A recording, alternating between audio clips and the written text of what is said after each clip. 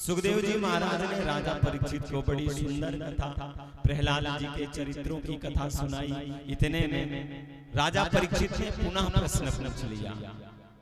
राजा परीक्षित ने कहा, महाराज बात समझ में नहीं है। इसका मतलब ये है कि यदि व्यक्ति के जीवन में सुख आए तो सुख में भगवान का स्मरण निरंतर करते रहना चाहिए, तो उसके जीवन में दुख नहीं आए।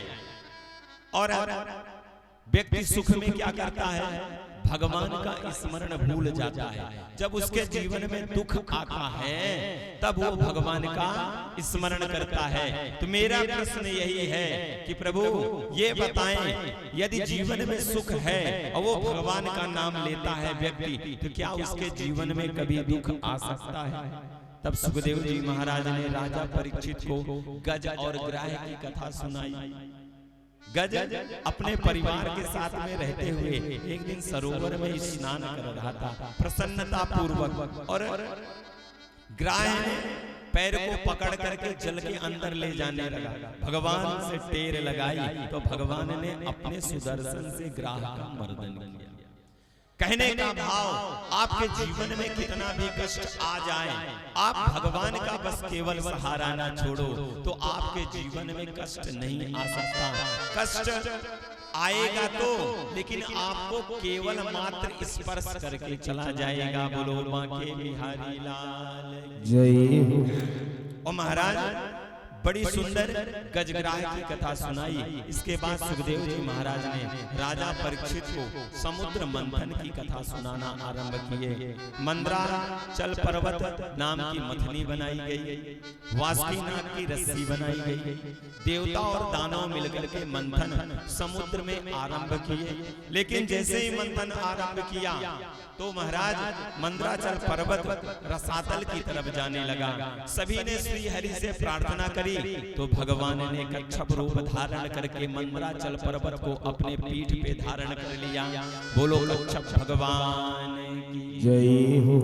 मथना प्रारंभ हुआ, जल में किलोल होने लगा, और जब जल में किलोल होने लगा, जल के जंतु डरने लगे। तब भगवान ने उनके डर को हटाने के लिए, उनके भय को हटाने के लिए भगवान ने मत्स्य का रूप धारण किया। बोलो मत्स्य भगवान की जय हो। महाराज 14 रत्न निकले। सबसे पहले विष निकला, निवेदन किया। नारायण ने कहा ये मेरे बस की बात नहीं है। भोले बाबा को बुलाया, भोले बाबा आए, हलाल विष का पान किया, अपने कंठ में धारण कर लिया। तब से भगवान भोले बाबा का नीलकंठेश्वर नाम पड़ गया। बोलो नीलकंठेश्वर महादेव जय हो। 14 रत्न में जो जिसके सुयोग रत्न था महाराज उसको प्राप्त हुआ। लास्ट में अमृत निकला। देवता और दानव आपस में लड़ने लगे। और महाराज कि हमें प्राप्त करना है, हमें प्राप्त करना है। तब भगवान ने एक उपाय किया। भगवान ने एक रूप और धारण किया, मोहिनी का रूप भगवान ने धारण किया। बोलो मोहिनी भगवान की।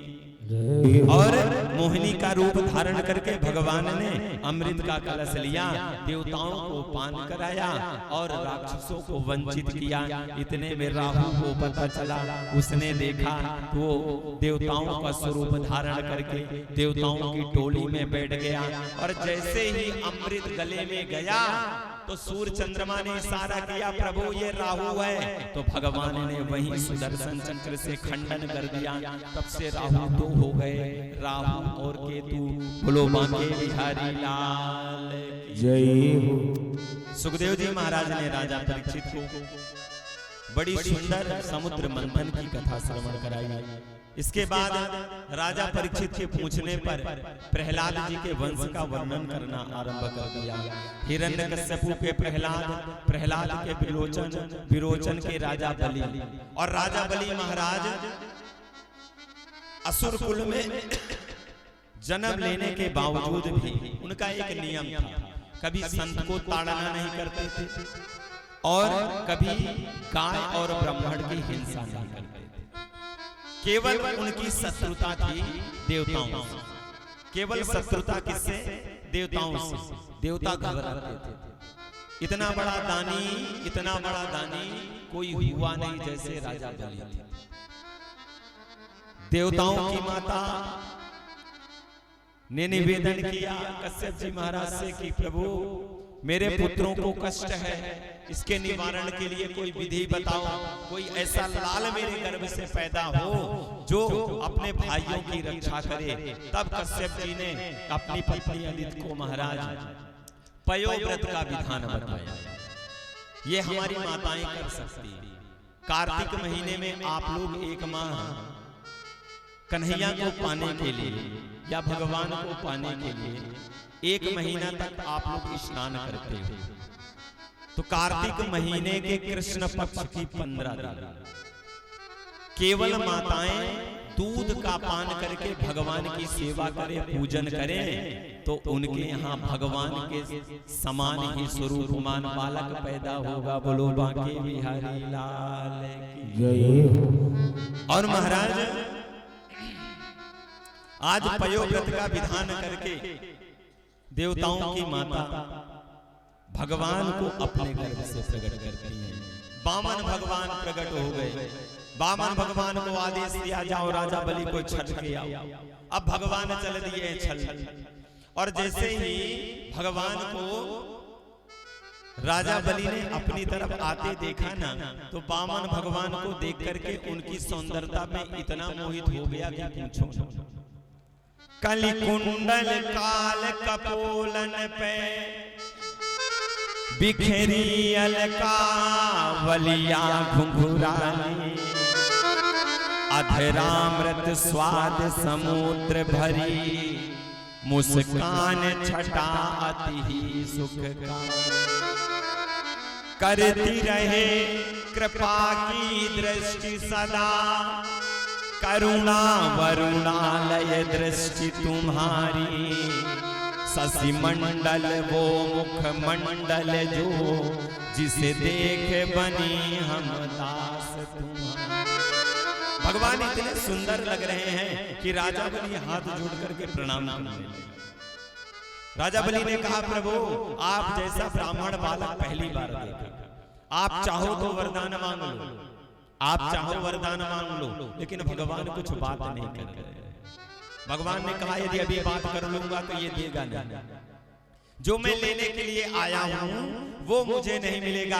तो भगवान ने बात करना ही बंद कर दिया।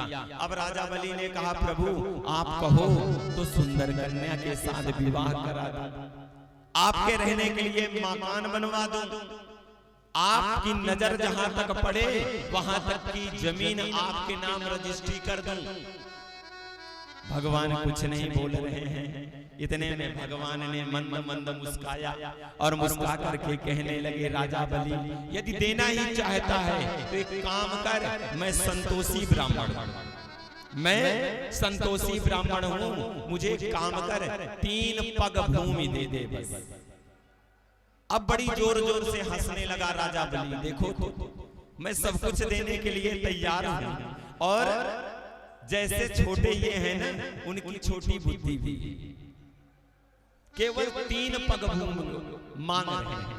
और हकीकत में अग्रिम बुद्धि पानिया, मध्यम बुद्धि जाट, तुर्क बुद्धि तुर्कणा, बामन चौपटना। राजा बलि ने कहा प्रभु जैसे आप छोटे हो ना वैसे आपकी बुद्धि भी छोटी है। अरे आप 3 पग की बात करते हैं, आप तो देख लो जहां तक की जमीन कह दो तहां तक की जमीन में आपके नाम कर दो। भगवान ने कहा ना मैं ब्राह्मण संतोषी हूं, मुझे चाहिए केवल 3 पग भूमि। और महाराज इतने में राजा बलि के गुरु आए, उन्होंने कहा बेटा इधर आना। राजा बलि को पास में बुलाया शुक्राचार्य, और शुक्राचार्य जी ने कहा कि बेटा राजन तुझे ये नहीं पता ये कौन आया। राजा बलि ने कहा कौन है, ये तो बाल स्वरूप ब्राह्मण बालक है। शुक्राचार्य ने कहा ये ब्राह्मण बालक नहीं है, ये नारायण है जो तुझे छलने के लिए आया है। अब तो और प्रसन्न हो गए राजा बलि। राजा बलि ने कहा देखो तो जो परमात्मा को कहा गया है कि जो परमात्मा सबका पालन पोषण करता है, आज वो परमात्मा मेरे दरबार में भिखारी बन के आया है। आज तो मैं सब कुछ लुटा दूंगा। महाराज राजा बलि ने जैसे कहा, शुक्राचार्य ने कहा देख बेटा ये सब कुछ ले जाएगा, एक काम कर तू मना कर दे। राजा बलि ने कहा मैंने मन में संकल्प कर लिया, मैं तो दे के मानूंगा। तब शुक्राचार्य जी ने कहा सुन, तुझे पाप नहीं लगेगा, डरना नहीं। और हकीकत में 4 स्थान में झूठ बोलने से पाप नहीं लगते। 4 स्थान में आप झूठ बोलो तो पाप नहीं लगते। सुखदेव जी महाराज ने राजा परीक्षित से कहा राजन, स्त्री सुनर विवाहे चा व्रत्यार्थे प्राण संकटे। जहां किसी कन्या का विवाह हो रहा हो और किसी कारणवश उसका विवाह न हो पा रहा हो और आप वहां झूठ बोल दो, आपके झूठ बोलने पर उस कन्या का विवाह हो जाए तो वहां आपको पाप नहीं लगता। स्त्री सुनर विवाहे चा व्रत्यार्थे प्राण संकटे।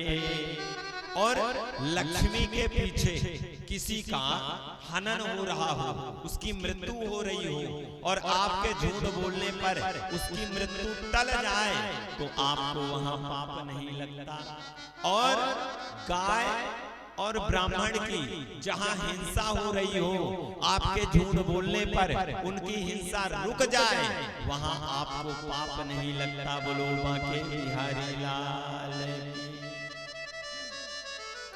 आज भगवान समक्ष सामने खड़े हैं। राजा बलि ने कहा ना, इनको देख करके तो लगता है सब कुछ लुटा दूं। बांके बिहारी की देख छटा, बांके बिहारी की देख छटा। ओ मेरो मन है गयो लटा पटा, मेरो मन है गयो लटा पटा। बांके बिहारी की देख छटा, बांके बिहारी की देख छटा। मेरो मन है गयो लटा पटा, मेरो मन है गयो लटा पटा। जय हो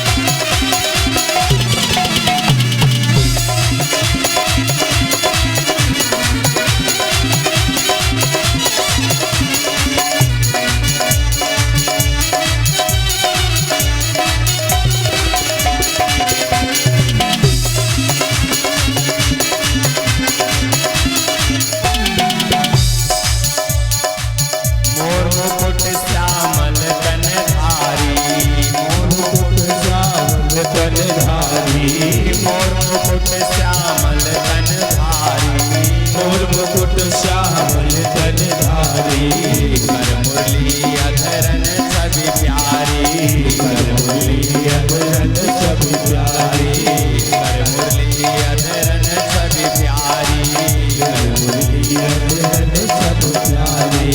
मोर मुकुट श्यामल तनु धारी, मोर मुकुट श्यामल तन धारी, मोर मुकुट श्यामल तनु धारी, मोर मुकुट श्यामल तन धारी, कर मुरली अधरन सभी प्यारी, कर मुरली अधरन सभी प्यारी। कमर में बांधे है नीलो पटा, कमर में बांधे नीलो पटा, मेरो मन है गयो लटा पटा, मेरो मन है गयो लटा पटा, बांके बिहारी की देख छटा, बांके बिहारी की देख छटा, मेरो मन है गयो लटा पटा, मेरो मन है गयो लटा पटा, बांके बिहारी की देख छटा, देख छटा, मेरो मन है गयो लटा पटा, मेरो मन है गयो लटा पटा,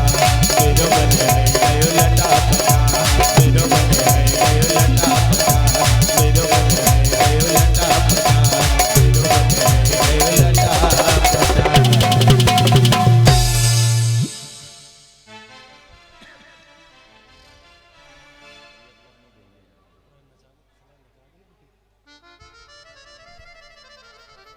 बोलो बाल मुकुंद भगवान की। महाराज के हिरण भगवान ऐसे चमक रहे जैसे हिरण अर्थात सोना हिरण। आज उनके सौंदर्य को देख करके मस्त हो गए राजा बलि। राजा बलि अपने गुरु के बात को भी नहीं माना, समक्ष गए भगवान के और कहने लगे संकल्प करवाओ। भगवान ने कहा एक काम करो। भगवान ने जल का पात्र लिया, लोटा उठाया जिसमें टोटी लगी रहती है। राजा बलि से कहने लगे हाथ में जल लो, और जैसे ही जल डालने लगा राजा बलि, तब शुक्राचार्य ने क्या किया, सूक्ष्म रूप धारण करके टोटी में प्रवेश किया। अब टोटी से जल बाहर नहीं निकल रहा, संकल्प कहां से ले। भगवान ने कहा चिंता ना करो, अपने आसन से एक सीख निकाली, कहा लाओ लोटा पात्र मुझे दो, और टोटी में सीख डाली, और शुक्राचार्य जी की एक आंख चली गई। बोलो बांके बिहारी लाल जय हो। शुक्राचार्य जी की एक आंख क्यों गई? एक ही साधे सब साधे, और सब साधे सब जान। भगवान ने उपदेश दिया कि भैया सबके चक्कर में नहीं पड़ना, एक ही को पकड़ के रखो, तभी भवतरणी पार होना इस जीव को। केवल एक को पकड़ कर ये नहीं, जब चाहे तब भगवान बदल दिए, जब चाहे तब प्राण बदल दिए। बोलो बांके बिहारी लाल की। हाँ, हम लोग ऐसे हैं, जिस भगवान से काम नहीं हुआ तो फिर दूसरे भगवान को पकड़ना है, ब्रांड चेंज कर देना। हाँ, राम जी काम नहीं कर रहे हैं तो कन्हैया को पकड़ेंगे, कन्हैया काम नहीं कर रहे हैं तो हनुमान जी को पकड़ेंगे, हनुमान जी भी काम नहीं कर रहे हैं तो देवी जी के दरबार में जाएंगे। भटकते रह जाओगे, कोई काम होने वाला नहीं है, एक को पकड़ना है। भगवान ने इसीलिए शुक्राचार्य जी की एक आंख को फोड़ दिया कि समानता का व्यवहार रखो। और महाराज अब जल हाथ में लिया, राजा बलि ने संकल्प किया 3 पग भूमि का। अब भगवान ने लीला करी, विराट रूप धारण कर लिया। विराट रूप धारण करके भगवान ने 2 पग में सब कुछ ले लिया, 2 पग में सब कुछ ले लिया, तीसरा पग शेष रह गया। भगवान मुस्कुराने लगे। भगवान राजा बलि से कहने लगे अब बताओ, 3 पग का संकल्प किया है तुमने, 2 पग में मैंने सब ले लिया, तीसरा पग कहाँ नापूं? यदि तू तीसरा पग नहीं देता है तू पाप कर्म करेगा। तब राजा बलि ने भगवान से प्रश्न किया, भगवान से राजा बलि ने कहा प्रभु ये बताओ, धन बड़ा होता है कि धन का स्वामी बड़ा कौन होता है? भगवान ने कहा भैया धन का स्वामी बड़ा होता है, धन नहीं बड़ा होता। अच्छा, कहीं धन रखा हो ढेर सारा और उसका स्वामी है नहीं तो उस धन का कोई मतलब है? बिना स्वामी का धन अधूरा है। भगवान ने कहा धन से बड़ा धन का स्वामी होता है। तब राजा बलि ने कहा प्रभु एक काम करो, तो ये तीसरा पैग मेरे शीश पे नाप लो, बोलो बांके बिहारी लाल। भगवान ने तीसरा पैग राजा बलि के शीश पे रखा। अब भगवान प्रसन्न हो गए। भगवान ने कहा कि अभी तक तो भिखारी बन के आया था, लेकिन राजन मांग लो जो मांगना चाहते हो। राजा बलि हंसने लगा कि प्रभु बड़ी लीला करते हो। पहले तो आप भिखारी बन के आए, भिक्षुक बन करके आए मेरे यहाँ मांगने के लिए, अब आप कह रहे हो कि कुछ क्या कर लो, मांग लो ना। प्रभु मुझे कुछ नहीं चाहिए। तब भगवान ने अपने आप स्वतः दिया। महाराज पातालपुरी का राजा बना दिया।